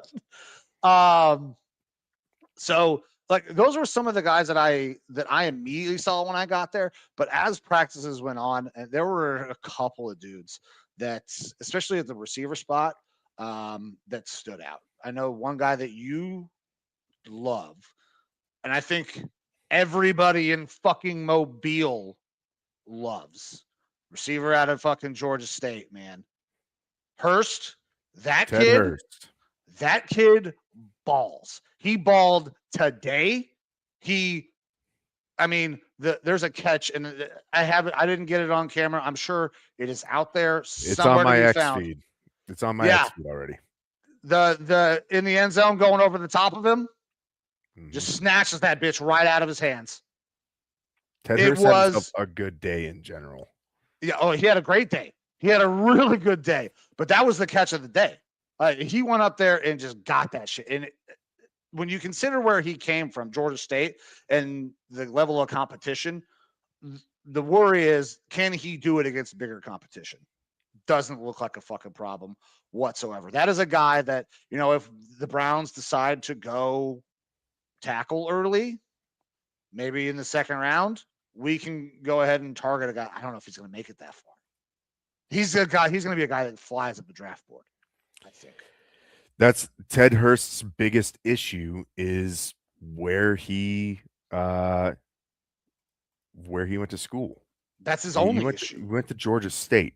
But I'm going to pull up some PFF numbers here real quick on Ted Hurst, who's right now, his ranking from PFF is 144th, averagely being drafted around that range. And that's going to change dramatically. But at Georgia State, in his last year, he had 12 games, 71 receptions on 125 targets, 999 yards, and 6 touchdowns. A 9% drop rate, good on the contested catch, over 60 or just under 60% contested catch rate. Good versus man coverage. He was playing against lower competition, but he also had lower end players on that Georgia State team. He is a big dude, 6'3", 195, true senior there. I said in my little quick notes that I sent to you that he's my favorite sleeper receiver in this draft, and I do expect a sleeper. Him to dump. Everybody in the NFL knows who the fuck that kid is. I can tell you that. Based on today, he is not a sleeper. He will fly up the draft boards. And that's, I think, first round we're not looking at, but I think second, third round. Second round for sure. This guy going. I think that he's got the juice. But yeah, don't take it from me. Go on X, look up Ted Hurst, Senior Bowl. You're going to see some stuff from him today. He had himself a really fucking good day. Yeah, he had one of the best days, probably of anybody in my opinion. And another guy that I thought had a fucking exceptional day. Where did I just put all this? Gotta find my notes. Josh Cameron. Josh Cameron had a really good day as well. Playing at Baylor with Sawyer, of course he's going to get a lot of targets. Baylor throws it around, right? Today he doesn't separate really well necessarily, but one thing that you could see was he always flashed late hands. He was always able to make those contested catches down the field because he never gave it away. Excellent body position, kind of, get a little bump to give you just that touch of space. Didn't separate a ton, but man, always came down with it because just in stride, there it is. Like that was one of the things that really popped off for me was how late his hands were and how effective it was. Did you get to watch any of the practices from the national team today? Yeah. So I got to catch both practices. The first practice I was there about 30 minutes late. The last one I didn't catch all of it though. All right. I'm sure the people want to know a little bit. What do you think of Diego Pavia out there? Did you get to see him throw the ball around at all? I did. I did get to see Pavia, man. And here's the thing: he throws a good ball. Mm-hmm. Throws a really nice ball. He actually looked fairly decent at times. Operated the offense well, moved the pocket well. His biggest problem, though, was everything that happened off the field today. When you in the weight room, yeah, the measurements room. The measurements room, man. Like 5'9", 189. He's not even 190 pounds. My 198. 198. Yep. My 13-year-old son is larger than Diego Pavia. And that's I'm not even remotely exaggerating. My son is like 5'9" and a half, 215. So while Pavia did play well, did look pretty decent, he has worse like measurables than we saw out of Bryce Young. And we have talked ad nauseum about all of Kyler Murray. Yeah, like I would love for Pavia to make it and something happen because really, really interesting story. Started out at like a military academy, and then transfers again to Vanderbilt. Like, so he's bounced around, and to get Vanderbilt to the level where he got them shows you that obviously the dude can fucking play a ball. But when you're talking about this next level, the physical measurements really make a difference. That's why Bryce has struggled the way he has. I mean, we have seen plenty of quarterbacks of slight stature struggle. Fucking Dylan Gabriel, just very recently, short little dude, struggled. And Pavia's smaller. So, thank you, Philly Mike OG, for it. Thanks again. Thank you. Appreciate it. That's not true, but we appreciate I wouldn't be surprised if you're also a spicy Mike, but I'll never know. I think it's so brave of Philly Mike to not allow facts or knowledge to influence the things that come out in his comments. He's leveraging proper social media usage. All you got to do is say something and say this person said it, and it'll get ran with in a lot of situations. Thank you, media. Make sure that you also credit the right person, because if you don't say where the information came from originally, somebody will tweet you or subtweet you to say, I came up with this first. Mm-hmm. Absolutely. Well, so Diego Pavia, we got your thoughts on him, but I'm curious about another national team quarterback, one that I asked, or at least said, I think this guy might be the best quarterback on the field during the Senior Bowl. Field. No? Not on the field. On his team, though, Yes, you're talking about Cole, right? From North Dakota Yeah, State. Cole Payton, NDSU quarterback, 6'2", 229. I thought he was going to be pretty damn awesome. So what were your thoughts on him? Played okay. I think he outperformed Pavia or right around that same benchmark as Pavia, but obviously the measurements are going to go towards Cole. And Sawyer had a fucking terrible day. Guys, it was tough to watch the quarterback play from the first practice. Second practice, quarterback play was better. I That's think what I was that going to Cole, say. Not the best on the field. I'm interested to hear who out of Taylor Green, Luke Altmaier, or Garrett Nussmeier was better over here on the American team. But keep Taylor going. Green, man. Taylor Green, obviously the measurements, those came out as well. 6'6", He had the 229. exact opposite effect as fucking Pavia. He looks like Cam Newton. Like you see him out there on the field, and it's easy. Everything is easy for him. Now, he does have accuracy issues. He does the JJ McCarthy thing. He overstrides at times and ball sails on him. But if he gets his feet under him, it's a beautiful ball and it's effortless. He can make every single fucking throw. He made several good throws today. So when you combine the way he looks with the way he measured, the way he fucking practiced today, I'd say he probably looked the best out of all the quarterbacks here down in Mobile. Cole didn't look bad. Pavia didn't look bad. It's just the numbers, the measurables, just tank any kind of draft stock that he had. Like you would want to probably at some point he's going to have to get measured. But do you want to get measured in Mobile? Maybe wait for the combine or the draft because it happens all the time. Guys will skip the measurements in Mobile because they're worried about what they'll come out at. Yeah. And There's no escaping it, though. There's no escaping it. Well, not with his stature, especially when you go from being listed at fucking 6 foot. Yeah. So, real early prediction: does Pavia get drafted? Fuck, man. If he does get drafted, it'll be day 3.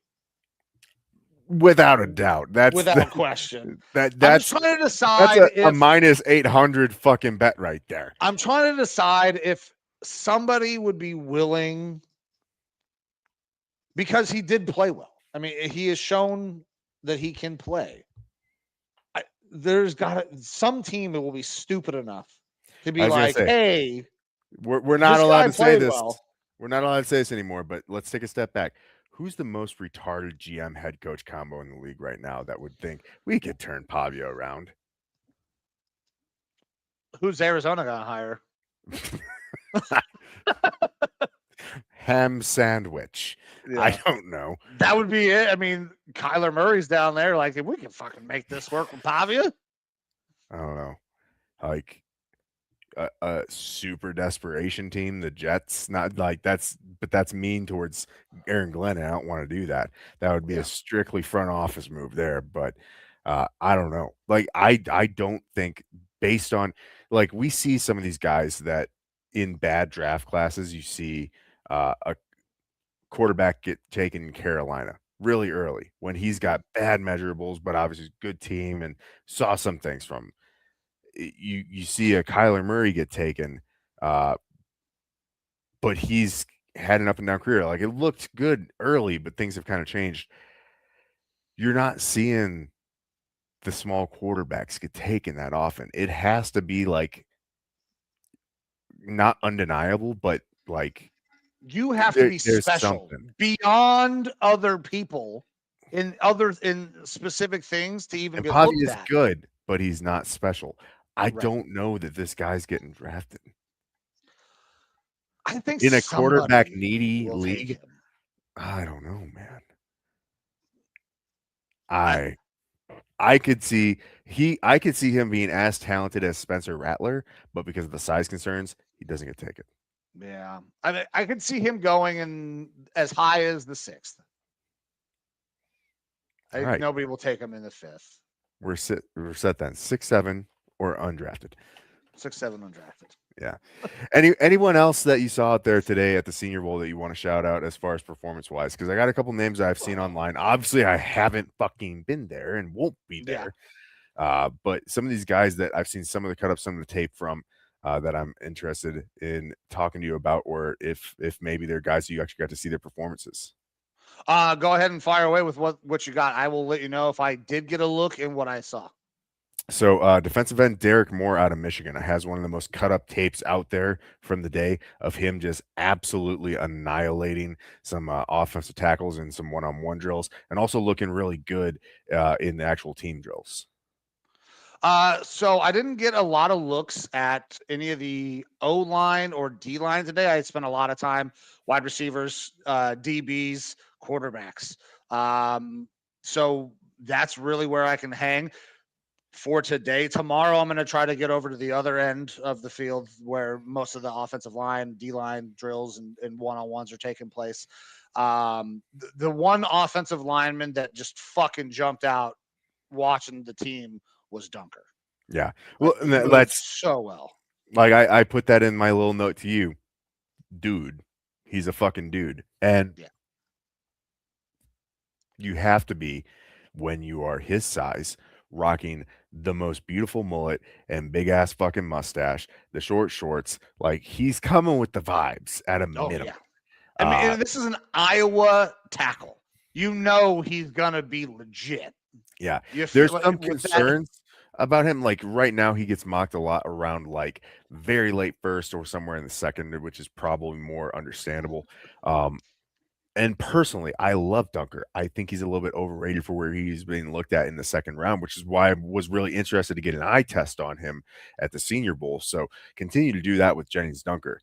Also, fucking great name. Like, it's all fitting for this guy. But I've heard some scuttlebutt of like the guy can play tackle, and he was really good tackle there at Iowa, but he might end up being better suited as a guard or maybe even a center.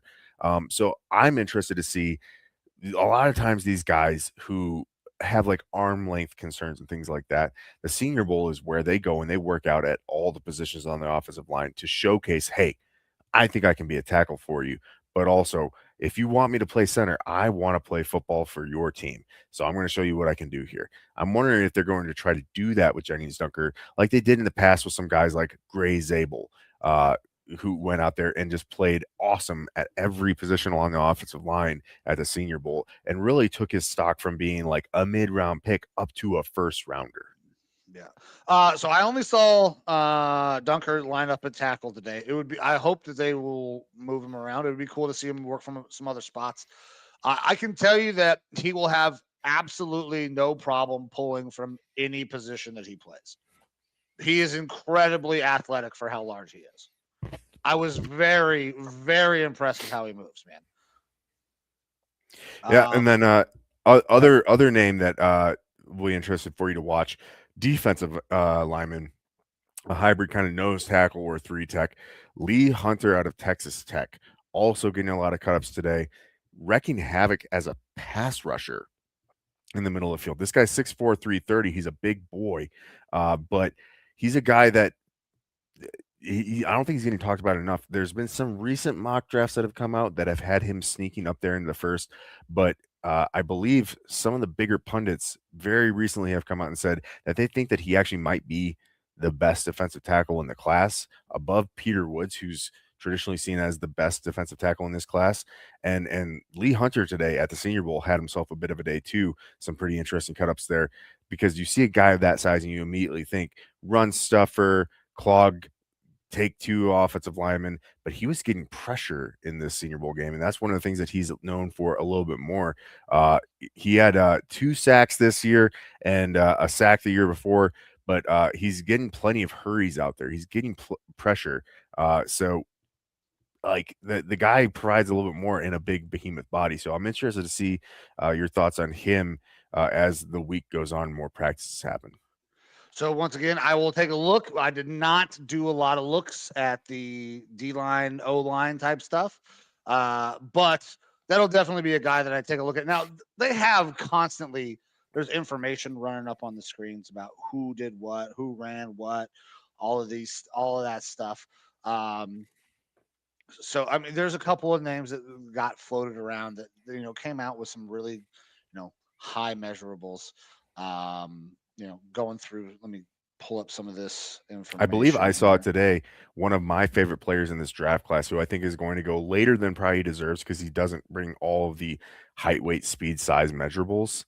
Jacob Rodriguez, the linebacker, has Yeah. just been so fucking good. But the common trope around there is the measurables aren't going to be great. He's not going to be a huge athlete as far as the tests. I think he put up the fastest time for a defender today of like 18 miles an hour, like the fastest speed. He would put up the fastest time of linebacker tight end. Not fastest speed in general. I actually have the picture of fastest speed on the day here. Speed leader, your boy Chris Johnson, DB, San Diego State, 19.79 miles per hour. Jalen McMurray, guy I brought up, ran really well, just had a hard time changing directions and breaking down, coming in at 19.48. Caleb Douglas out of Texas Tech, 19.48. Tyreek Montgomery out of John Carroll, 19.43. And Hezekiah, I think is how you say it, Massis, out of California. Those were the top overall speeds. But then you look, let's see here. Distance covered. I don't know if we need that one. Caleb Douglas had a good day, I tell you that. Yeah. I mean, he's fast as fuck. And he ran all over. One of the cool stats, one of the cool things that you can track or that they track for you, overall distance, like who moves the most, who's constantly running. So Caleb Douglas way up Second, there as well. 4,947 yards, right behind Reggie Virgil, it looks like. Yep. And that's Jacob Rodriguez. Again, you were shouting out those guys who were running the 19 mile per hours. Jacob Rodriguez as a linebacker who is commonly getting thrown around as being a little bit less athletic, albeit extremely productive, led that tight end and linebacker speed with 18.73. So he still did pretty fucking good. Yeah. That's the thing is you were talking about like some of the measurables. He's going to test fine, but he's not necessarily the largest human being. Like we have seen an influx of sideline to sideline linebackers who are maybe not the largest human beings anymore. Like it's very rare that we see the Jack Campbells, your true middle linebackers who are fucking 6'5". So the idea that Rodriguez he might drop, sure, because people they won't fit scheme wise, maybe. But the dude is a baller. I mean, you see him turn on the tape. By the way, I had no idea. His fucking wife is a pilot in the Army. Mm-hmm. Yep. So And Jacob we Rodriguez, like him more. he's 6'1", 233. So it's not like he's not like small, sub 6 foot or anything like that. Jacob Rodriguez, former 3-star recruit to play quarterback. Played a lot of positions. I don't remember what school he was supposed to go to. Ended up transferring to Texas Tech, I believe, where his brother was. Slept on the guy's dorm floor and was a walk-on. Texas Tech, one of the common tropes there is they got the most expensive offensive line in college football. That sort of school. This dude grinded, slept on the floor, walked on, and made the team, and just has been undeniably productive. This is one of those guys where it says don't be stupid. Don't overthink it. He's fucking good, and he's going to be good for your team. Like, don't overthink it with this guy. He's going to go later than he should.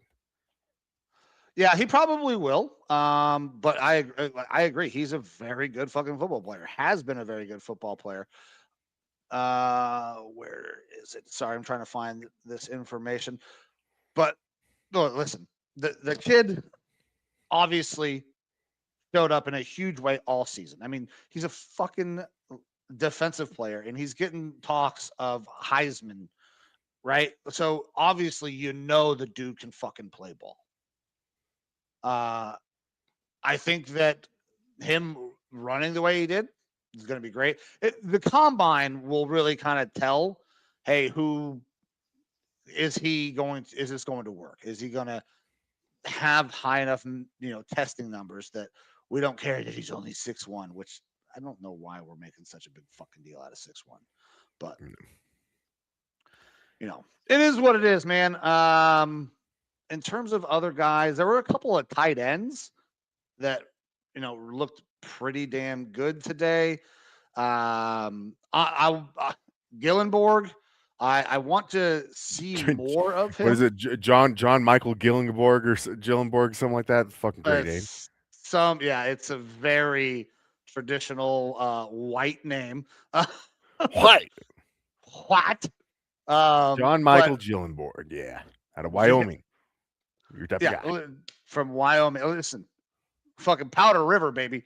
Litter Buck. I love Wyoming. I graduated high school from Cheyenne Central in Wyoming, so I have a passion, a love for my Wyoming guys. I would like to see more of him. And then in terms of like running backs, were kind of hard to get a great read on. You get some really good numbers in terms of sprints. I know you were excited about, was it Katron Allen?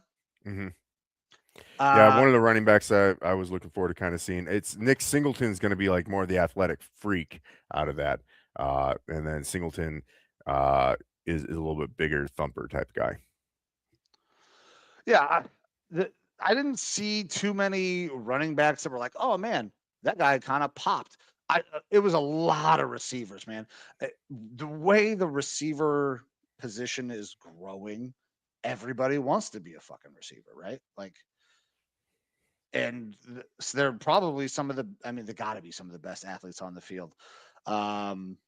So it will be interesting to see if I get a running back to pop over the next couple of days. That's a position that I played, in college, and I just didn't see a burst out of anybody that was like, oh shit. Now, this is running behind a group of offensive linemen who you don't know, just coming together. We'll see how things go and progress further on. But in terms of other guys that I want to catch, really, really want to catch before we fucking get done with all of this, is I want to get a lot more look at Kamari Ramsey. And I know that's one guy that you wanted to look at as well. The Will Kakmeric would be great to get more eyes on. Measured fucking crazy, 6'5", 262 as a tight end. So a lot of names, a lot of guys to still try to get eyes on. It was a very, very busy day. I didn't get as much as I wanted to. I kind of warned everybody it was going to be a little bit of a shit show, because I drove 5 hours this morning from Huntsville down here. But good day one. I got to get more eyes though. Any other names that you got that you're hoping that I got information on? No, not really. I mean, obviously, I sent you a pretty long list. I heard good things. I tried to get most of these guys that you were looking for. I heard good things about TJ Parker today, kind of blowing things up, long arm defensive end out of Clemson. Mixed bag, honestly, on TJ. So a lot of people said that TJ ran really well. Like those boards were, top speed for whoever. TJ Parker was the fastest D lineman. But also there were times where he got fucking his ass whooped in one-on-ones. Yeah, and I think that he's probably better off being more of like a designated pass rusher type of defensive end. But I've seen people wildly in on him, mid first round pick, to guys that think that he's going to fall middle to late second. So it'll be interesting to see what his performance is like out there, and if that sort of role warrants him being taken closer to the first round. I'm hoping that he has a great week, because this is another guy, TJ Parker, who has a military affiliation. His dad, 11 years in the U.S. Army. So I hope everything goes really well for the rest of the week, but a little bit of a mixed bag today. Sure. Yeah, and then other than that, I mean, obviously you've got my list, but a guy that I'm super high on, Sam Roush out of Stanford, not just because he played at a college that bears my fucking name, but I think that he's got the size measurables. He needs to clean up his catch a little bit, but like I think he's a better receiver than he's given credit for. People just see him and think, this guy's going to be a blocker, but I think he's going to be like your traditional classic tight end in the NFL. I really like what I saw from and overall in this class, there's not a ton of guys that I'm like super high on that are at the Senior Bowl tight end wise, but this draft class of tight ends I'm excited for because it seems like tight ends have just the floor for tight ends has been raising year and year recently. So that'll be exciting to kind of hear about. But look, man, I'm not positive. I'm bad at math, but I think it's past 11 p.m. out there in Mobile, Alabama. You've got a long day ahead of you of eating good food, watching football players, and shit. You might even be heading out to fucking Diamonds Adult Entertainment Club after this to see if Adam Schefter or Rapoport Not is tonight, kicking I'm around there. We just saw a little head cock from Amber. Nope, not happening tonight. No, I'm not there, so I got to throw you under the bus. We had zero Appreciate plans to do that. It was while I was sitting here in the show, I was like, what if there's strip clubs out there that I can fucking make it sound like he's going to? Diamonds. Diamonds are forever. But not for Mike. He's got to get the Betty. Bullshit. The diamond on my wife's fucking finger is forever, and that's why I ain't going to the strip club, baby. Try and save it, baby. Try and save it. And that's what we do here at Raw Dog Sports. We have fun. We have a good time. But look, man, it is late. I know you got to be tired. Yeah, you got to exhausted, brother. Got to get ready to go for. I'm honestly, I'm having a hard time keeping track of what I have here and yeah, I'm exhausted. I get it. You're a solo wolf pack right now because fucking American Airlines and the weather fucked me over from getting out there to assist and enjoy the experience with you. But you got to do it for both of us, man. You got to do it for the people that are watching Raw Dog Sports. I appreciate you being out there and doing the hard grind and work on the ground for us. So keep up the good work. Keep up that social media posts and stuff like that to let us know what's going on. And when things start popping and you're in a bar and you hear fucking, oh, so-and-so has been sucking so-and-so's fucking husband off and this is going to cause a trade to happen where Joe Burrow is going to go to the Minnesota Vikings, you need to let me know. For sure. First, so that way we can get it out there. But any of that hot goss, I'm sure it'd be all over it. I will absolutely be all over the hot goss. I'm also going to try to see if I can run into Ian Rapoport and get him shit-faced. Yeah, you and everyone else in around. Listen, I don't drink anymore. Like I have kind of sworn it off. I had maybe he has broccoli. Maybe he has broccoli. But if I run into Ian, I'm most certainly going to try to get that. I'm going to give him a couple drinks. Maybe get him loosened up a little bit that he would want to come on Raw Dog Sports. Oh, that would be absolutely insane, even if it's just for a little clip. And look, the golden ticket goal. Get him back in the Raw Dog Sports Airbnb. Let's see what the fuck happens. Dude, listen, I got a whole house to myself. Shit can get wild. Now my Airbnb lady's gonna be fucking. You can jack off in the bed that I was gonna sleep in. It's okay. I'm not gonna be there anymore. Oh, I beat it in every room in this house already. That's why he's so exhausted, people. And this boy needs to get a couple glasses of water. That's why he ran early in the show. He's like, needed more water for hydration. Yep. He is spent. Behind the camera, by the way, the wall is probably just cemented. It looks like a Jackson Pollock painting in here, actually. Yeah. Yeah. If you're colorblind and all you could see was whites. So Mike, you ready to wrap this bad boy up and get out of here? I am, man.